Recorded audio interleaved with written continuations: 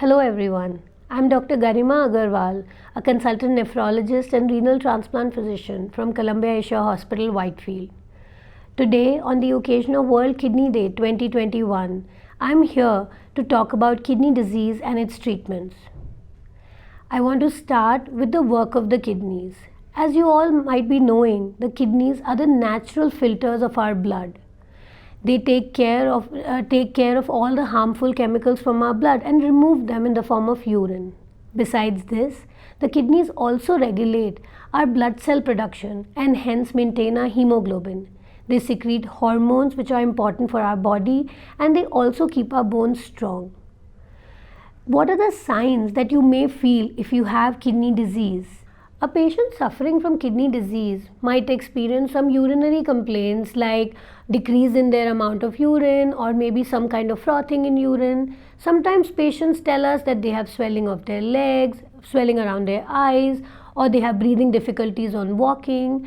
Sometimes patients also have a loss of appetite. They feel like they're nauseous and they feel like vomiting early in the mornings or while looking at food. These patients are also very weak because of a lack of hemoglobin in their body. So if you know anybody who's having these symptoms, or you should get them checked for kidney functions.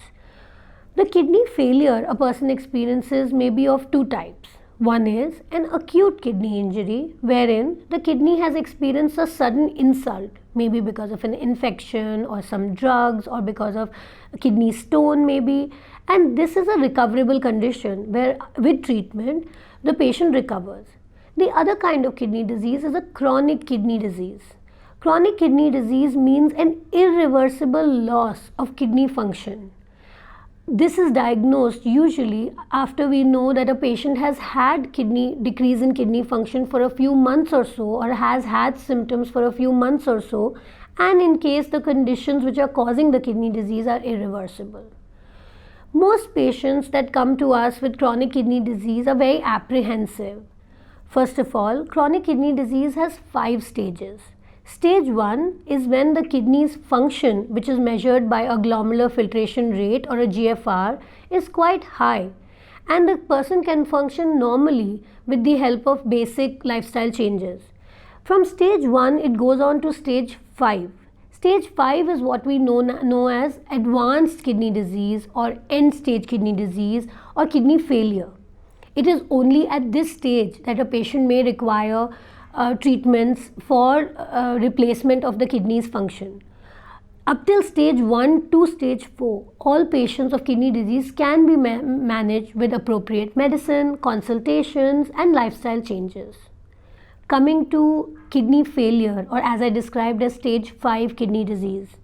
We say a person has experienced kidney failure when they have reached CKD stage 5.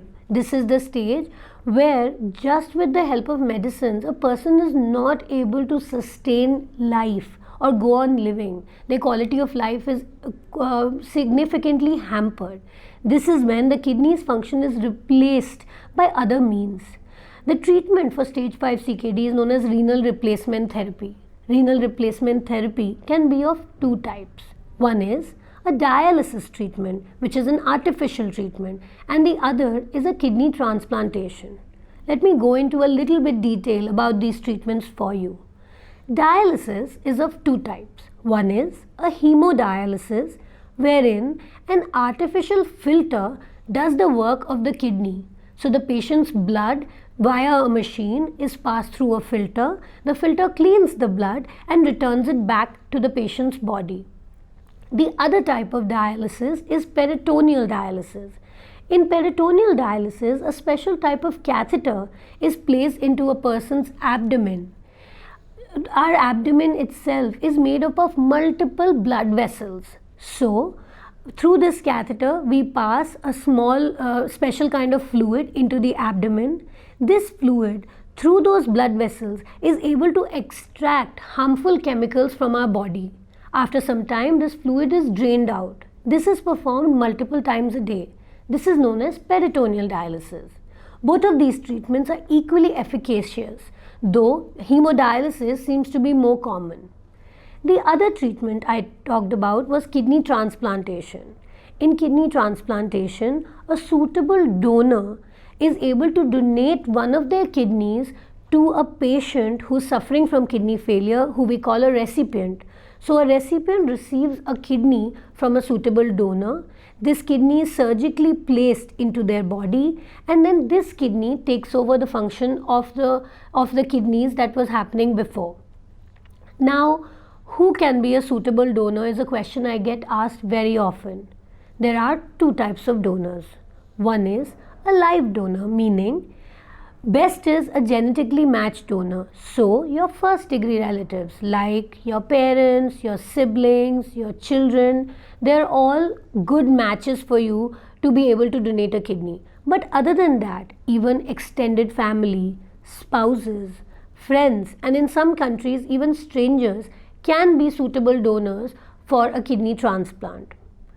A doctor performs a series of tests to make sure that this person's kidney would be suitable into your body and would not face a rejection. That is, once that kidney is placed into your body will not reject it.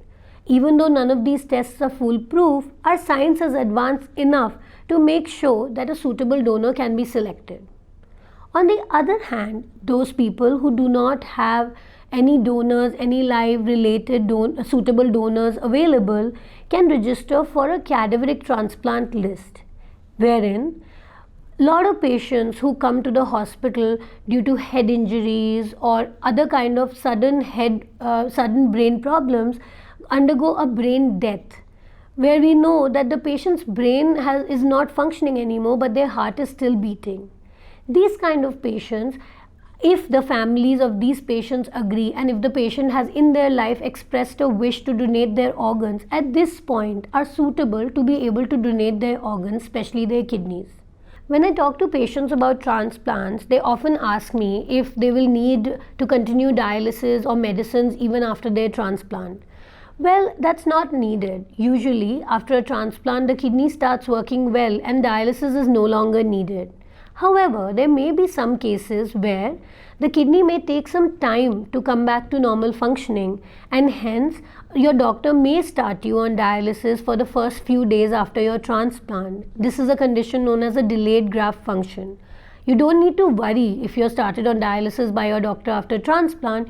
Usually after some time the kidney may recover and you will be off dialysis. As far as medicines are concerned, it is very important that patients take the prescribed medicines after transplantation. As I described to you, an outside kidney is placed into a recipient's body. All of our body's natural tendency is to fight an outsider. So our immunity attacks any outside organ transplanted into us. Hence, to fight this immunity, to make sure the body doesn't attack the transplanted organ or reject it, a patient is put on some specific medicines. These medicines are called immunosuppression. It is very important that transplant patients take their immunosuppression medicine properly, because these are the medicines that are going to protect their new kidney, and these have to be continued lifelong. They must follow their doctor's advice.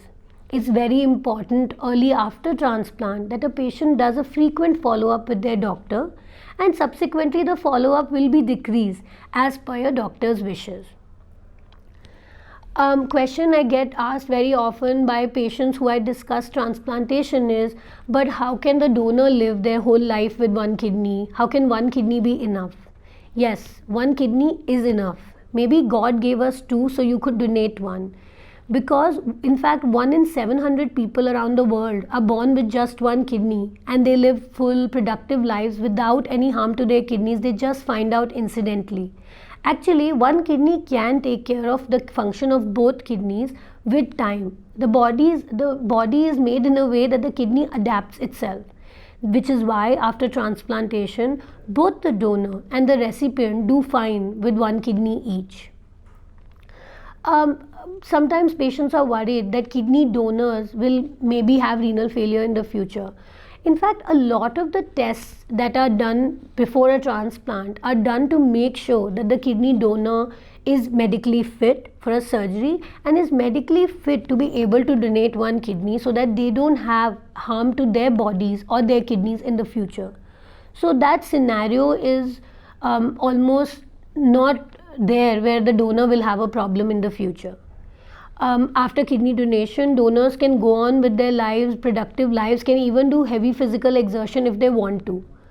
And in keeping with the theme of World Kidney Day this year, living well with kidney disease, if you have kidney disease, you can also lead a long and productive life by following some simple rules like managing your diet, restricting your fluid intake if you suffer from CKD or are on dialysis, making sure that you exercise regularly, take appropriate medicines to control your blood pressure and your blood sugars, follow your doctor's advice, keep follow up with your doctors as advised. One of the parts that we all forget is take care of your mental health. Follow your passion or your profession, whatever keeps you happy and whatever distracts you from your disease. Make sure you get time to meditate and relax. With all of this, I think everyone with kidney disease can lead a very happy, productive, healthy life. Happy World Kidney Day to all of you.